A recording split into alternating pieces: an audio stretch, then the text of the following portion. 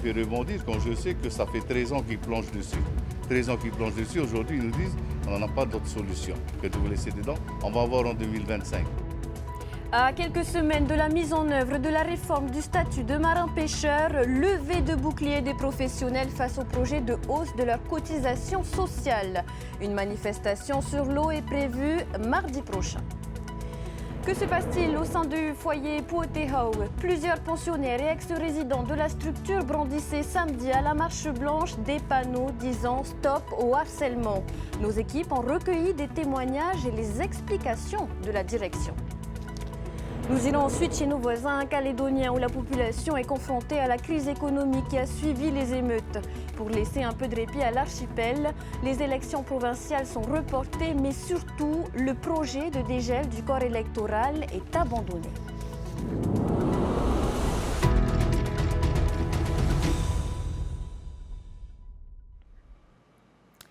Ils veulent bien réformer le statut de marin-pêcheur, mais ils n'avaient pas prévu de devoir payer les cotisations applicables au régime de droit commun. Les professionnels de la pêche ont dénoncé ce matin l'intention du pays d'augmenter leurs cotisations de manière drastique, une hausse qui mettrait en péril toute une partie de la profession, selon eux. Les explications de Tauhiti Taunua Moussan sur des images de Sam Teinaure. Voilà, nous on leur donne quand même quelque chose et nous ils veulent non, prenez tout, on veut tout. Non, si vous voulez tout, on détruit des emplois, je pense. Cotiser plus, d'accord, mais pas au même niveau que tout le monde. Selon le porte-parole des armateurs de thoniers, c'est pourtant ce que le gouvernement leur impose, c'est-à-dire de payer des cotisations de près de 14% sur le salaire réel et non plus seulement sur le SMIG. Une nouveauté que si elle était appliquée, menacerait plus de 30% des emplois du secteur. Il y a des discussions qui sont faites pour augmenter notamment ces cotisations, donc chose que l'on a acceptée. Mais aujourd'hui, on nous impose en fait de passer ces cotisations sur le régime du droit commun. Chose que notre activité, de par sa spécificité, ne peut pas se le permettre en fait. Et on l'a démontré au travers de partage de nos comptes d'exploitation, mais on n'est visiblement pas écouté. Et si les pêcheurs hauturiers ne semblent pas être entendus, les pêcheurs côtiers, eux, le sont encore moins. 300 Poti Marara et Poti Ohopu sont concernés par cette réforme qui les obligerait, selon son président, à avoir un matelot payé au salaire fixe d'au moins 90 000 francs. On a l'impression qu'ils font ça parce qu'ils sont pressés par le temps. Ils nous ont dit, on vous met dans ce statut, mais en fait, vous n'y êtes pas vraiment. Moi, j'ai toujours vécu de la pêche depuis mes 18 ans. On n'a aucun autre revenu. Et si on doit attendre 3 mois et en plus payer avec des prix exorbitants sur les pièces, jamais on va arriver à ça. Et pour nous, puis avant, on va arriver à la cinquantaine passée. Il y en a à 70 ans, ils sont toujours en train de pêcher. Ils n'auront ni le minimum vieillesse, ni la retraite. Ils ne peuvent pas l'avoir, il faut qu'ils ramènent leur licence. Et pour nous, c'est inacceptable. Du côté du ministère, Teivini Te'ei se défend de vouloir tuer la filière et assure être pressé par le temps. Car d'ici 3 mois, si la réforme n'est pas validée, l'ensemble du secteur basculera d'office dans le régime de droit commun. C'est-à-dire qu'ils vont payer plein pot leur déclaration salariale. Or, ce n'est pas nous ce que nous souhaitons, on a un accompagnement de cette filière. Ce statut va favoriser la sécurité d'emploi des professionnels, mais également au niveau des pêcheurs côtiers, qui sont donc le pêcheur est en même temps capitaine et en même temps chef d'exploitation. Donc en règle générale, il peut partir sur son bateau, mais s'il prend une personne, le pays propose maintenant au travers du ministère de la fonction publique et du travail des aides au soutien à l'emploi, donc Tiatouvi et Tiama, qui sont là justement pour favoriser nos secteurs prioritaires. Ralph Von Kam rencontre le ministre ce jeudi, mais se veut rassurant. Quelle que soit l'issue de ce rendez-vous, la manifestation pacifique aura bien lieu mardi dans la rade de Papeete entre 8h et 11h et que les usagers des navettes se rassurent, la passe ne sera pas bloquée. Côté justice, un ancien moniteur de plongée a été condamné à 18 mois de prison avec sursis pour homicide involontaire. Les faits remontent à 2019 à Tikehau. L'homme était sorti en mer avec le nouveau patron d'un centre de plongée de l'atoll, un pratiquant débutant. Ils étaient descendus à 78 mètres avant de remonter à la surface en moins de 2 minutes contre les 26 minutes normalement nécessaires au respect des paliers de décompression. La victime est décédée peu après son admission au CHPF de Taoné. Le moniteur, lui, a quitté le Fénois au lendemain du drame avant d'être condamné 5 ans plus tard, ce mardi. Autre décision de justice rendue ce jour, la relaxe de l'entrepreneur qui avait procédé à des travaux sur un mur du collège Makutevane à Papeete. Un mur qui s'était effondré en 2018, blessant 2 élèves. L'un d'eux avait eu une double fracture à la jambe. Le tribunal a considéré que les normes en vigueur aujourd'hui n'étaient pas applicables à l'époque et qu'il n'y avait donc pas de possibilité de condamnation. Retrouvez des articles détaillés sur ces 2 affaires sur notre site tntvnews.pf.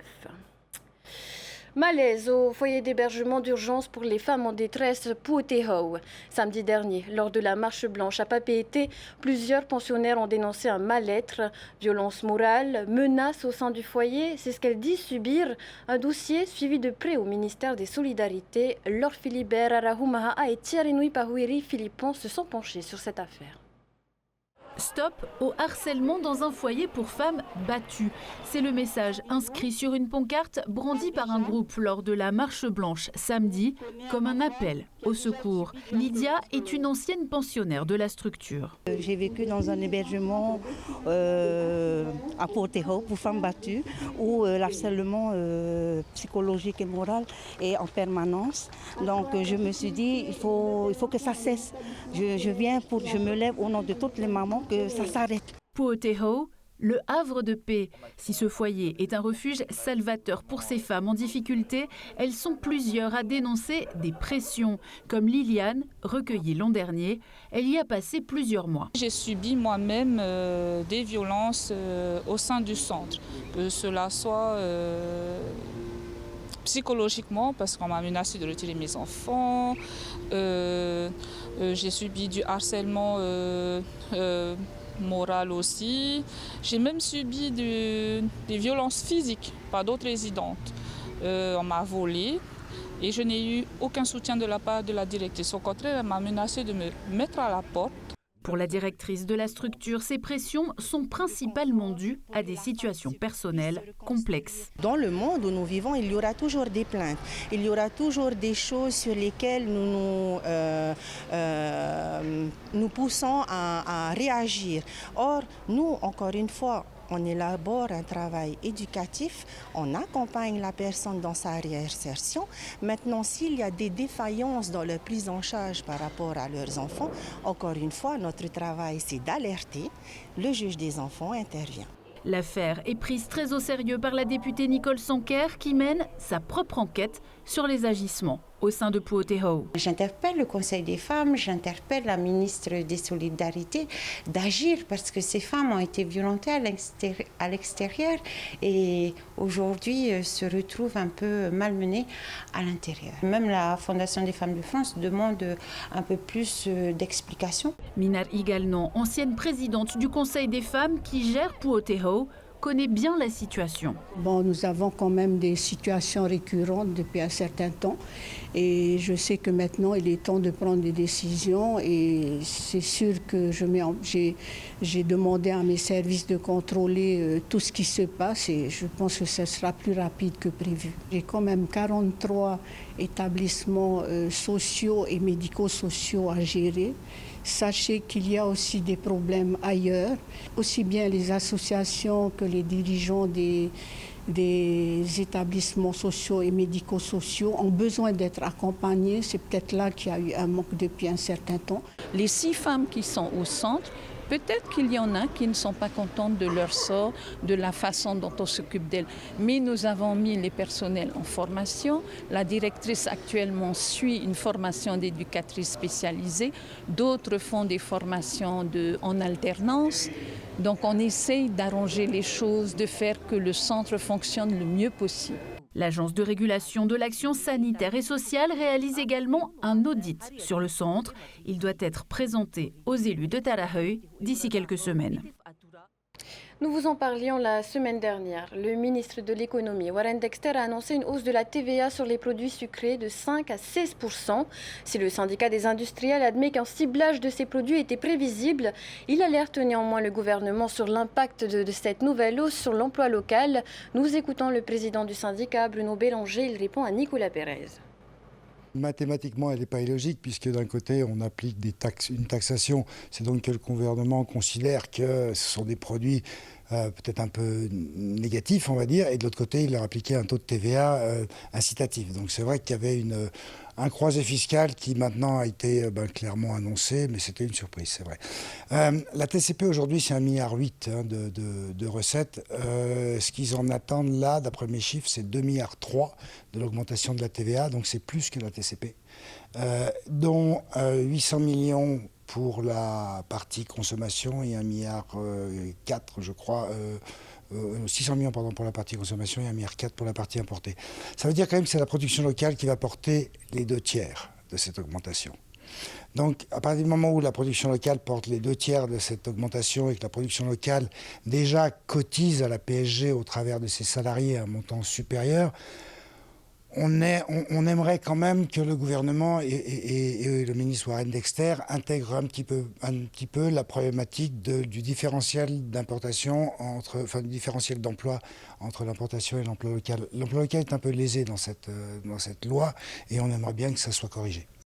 L'actualité de ce mardi, c'est aussi le lancement de la campagne d'Octobre Rose consacrée à la prévention contre le cancer du sein. Pour l'occasion, l'Institut du cancer de Polynésie et l'association Amazon Pacifique organisent une exposition de photographie dans le hall de l'Assemblée à Papeete. Bien qu'il soit le cancer le plus fréquent, avec 150 nouveaux cas par an, seuls 40% des femmes de 50 ans et plus se font dépister. Une prise en charge précoce de la maladie augmente sensiblement les chances de la soigner, mais les oncologues manquent au Finnois. Voyez le reportage de Léa Gandon et Naya Bennett.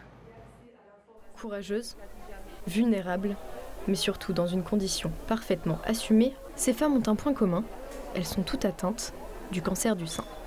Ces portraits sont là pour rappeler que personne n'est à l'abri de contracter la maladie.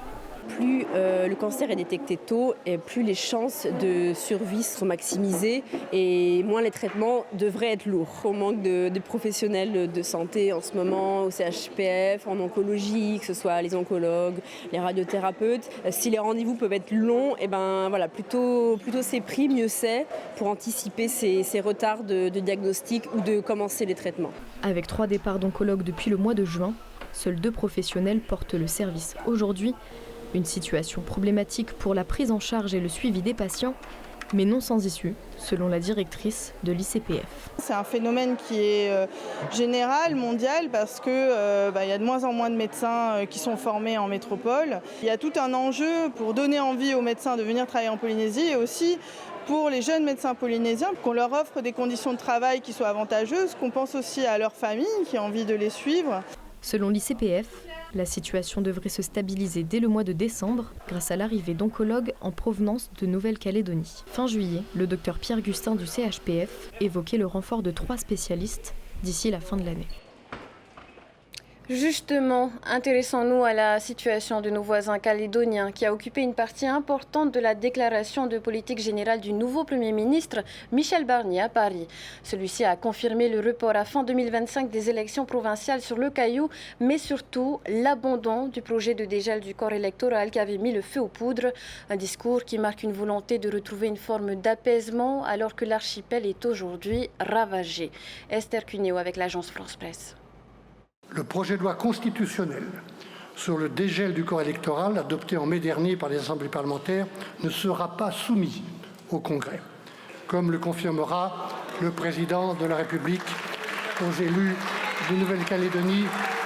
Le président de la République avait bien annoncé la suspension de la réforme en juin, mais l'abandon du projet demandé par les indépendantistes n'avait jamais été acté. Maintenant que l'archipel est à feu et à sang, l'exécutif n'a plus vraiment le choix. Porté par Emmanuel Macron et Gérald Darmanin, c'est ce projet de réforme qui a mis le feu aux poudres le 13 mai, faisant 13 morts. Mais au-delà du bilan humain, c'est désormais la crise économique qui nourrit la faim de toute une tranche de la population. Selon la Banque alimentaire du Caillou, 30 000 personnes ont besoin d'aide pour se nourrir. Il n'y a plus d'argent, nulle part. Quand vous voyez que les CCAS ne délivrent plus de bons alimentaires, comme ils le faisaient avant, quand vous voyez qu'il n'y a plus d'aide au logement ou des aides aussi pour l'aide médicale, enfin, franchement, vous pensez qu'on va vers quoi? Enfin, on va vers une crise très dure.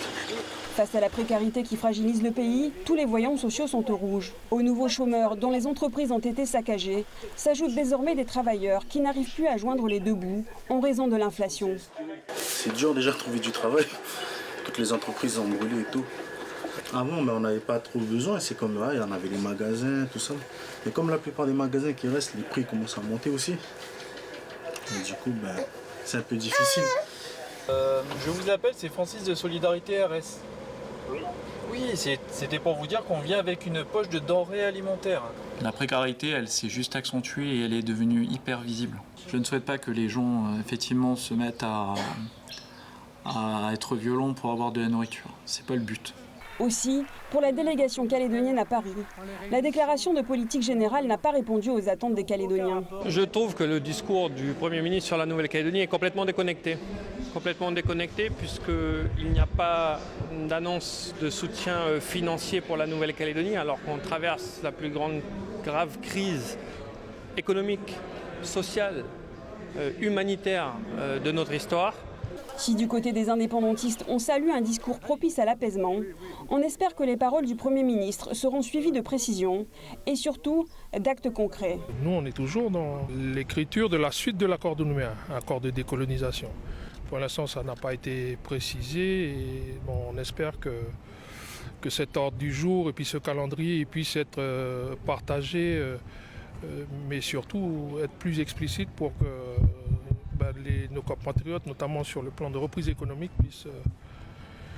puissent avoir des perspectives qui ne soient pas celles qu'on a aujourd'hui. Une mission de dialogue conduite par les présidents de l'Assemblée nationale et du Sénat devrait se rendre sur place prochainement. Quant à nous, on se rend aux États-Unis, en Californie, où débutera bientôt la 11e édition du festival Taste of Tahiti. Au programme, des spectacles de danse polynésienne et une compétition de Ori Tahiti. Parmi les groupes participants, Nahapa Mele et Te Orimana qui ne feront qu'un sur scène. Roni Moufat a suivi leur rencontre. Après 8 heures de vol, les musiciens de Nahapa Mele ont atterri à Los Angeles. Ils accompagneront les danseurs de Te Orimana lors du festival. C'est la première fois que les deux groupes se rencontrent.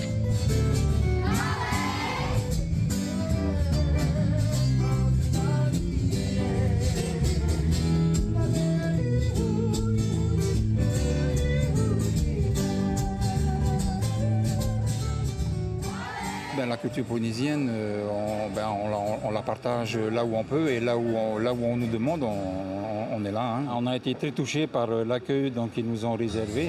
Moi, j'en avais les larmes aux yeux. C'était vraiment magnifique de voir tous ces enfants nous accueillir comme ça. Pour nous, c'est un privilège d'être là aujourd'hui. Okay, you're still moving back. Okay, let's do one more time. Encore une fois. Cette année, le thème du festival est Kahei, la Renaissance. Le chorégraphe Kahelani Fatouare Drolé a dû organiser le spectacle à distance pour assurer une synchronisation parfaite.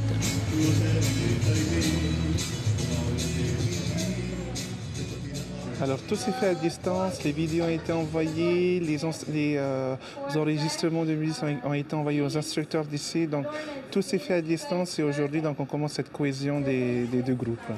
Quand nous avons les musiciens, les chanteurs, les guitaristes et tout le reste, il y a du mana et cela change tout. C'est tellement différent comparé à un CD ou un MP3. D'autres groupes sont attendus dans les prochains jours. Quant à la compétition de Ori Tamure, elle rassemblera près de 150 participants.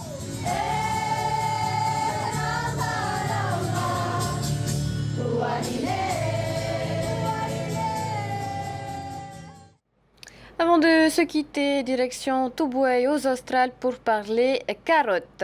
Plus de 600 tonnes sont annoncées cette année, soit 2 fois plus qu'en 2022.